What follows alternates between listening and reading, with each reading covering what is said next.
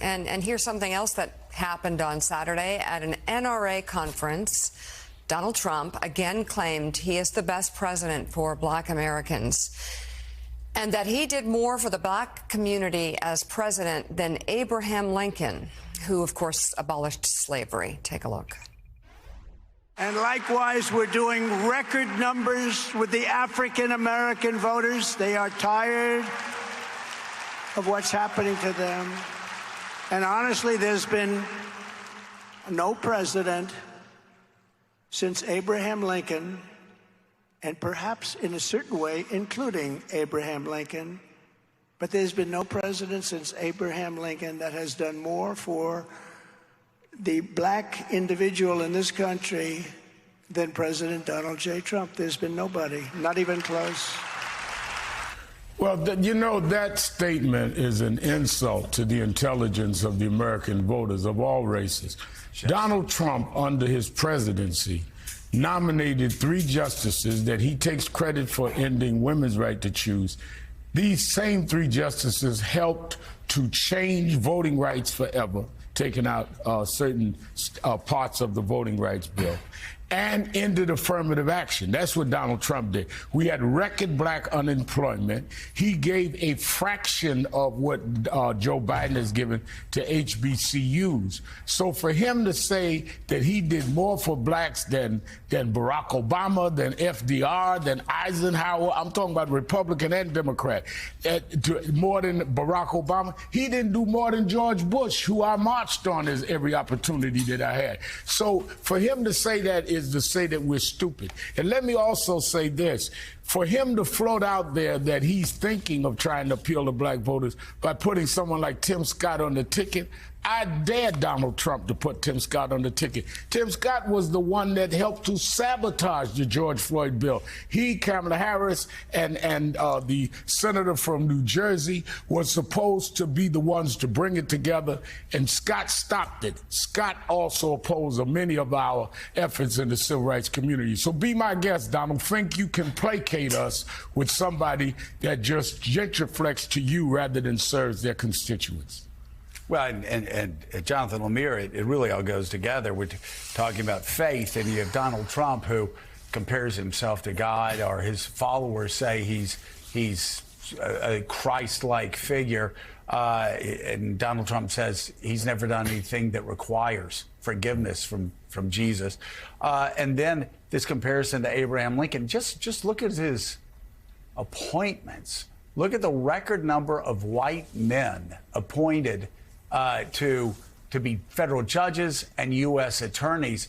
I mean, just overwhelmingly exclusionary of Black Americans. And again, you know, a president can appoint who a president wants to appoint, but please don't say that you're the new Abraham Lincoln if you basically had an almost whites-only club for judges and U.S. attorneys. Yeah, the least diverse administration in modern American history. That's what Donald Trump had.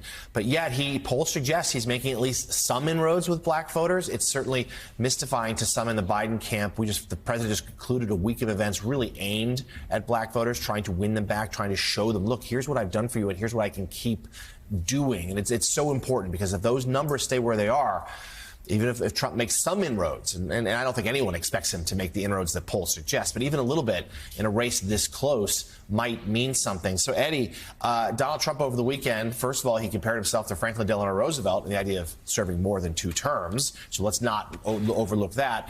And then he talked about that he was done more for Black Americans more than any president since Abraham Lincoln. So just these sort of dual threats, if you will. Give us your thoughts. Mm-hmm.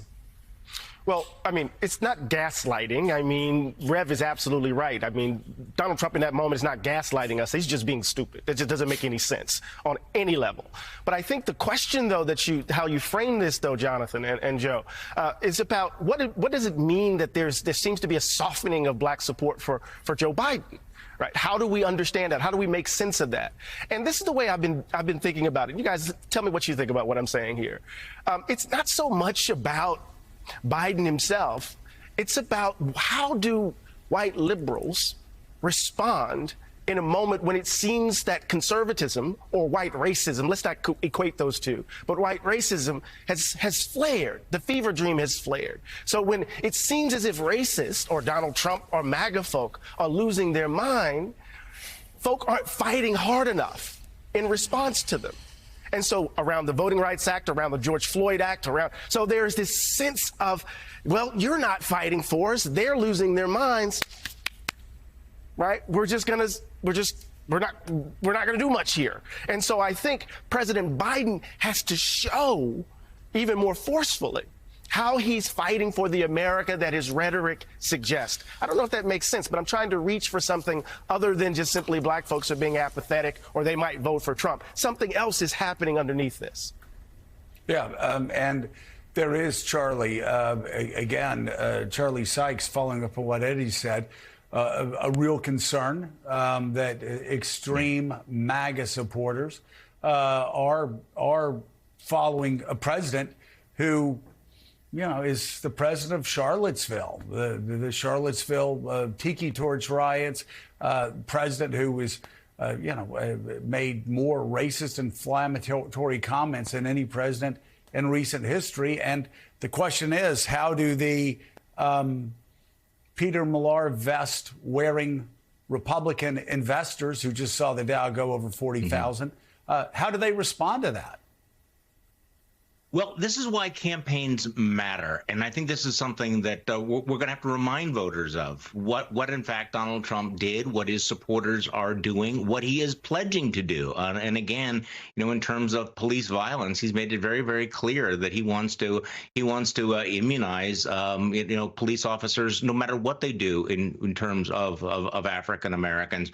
But, to Eddie's point here, what you see with Donald Trump is not just historical ignorance, comparing himself to Abraham Lincoln, but there is a little bit of gaslighting here.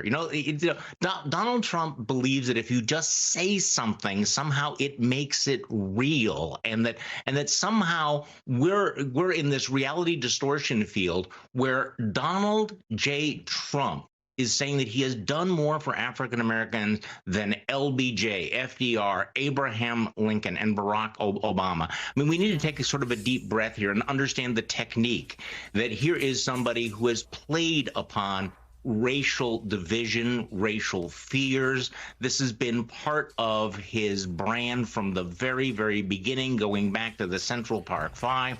And yet he's standing up there saying, I am the new Abraham Lincoln. If that's not gaslighting, I don't know what is. But again, obviously, it's also the stupidity burns in terms of the historical parallels. Charlie Sykes and Eddie Glaude Jr., thank you both very much for being on this morning.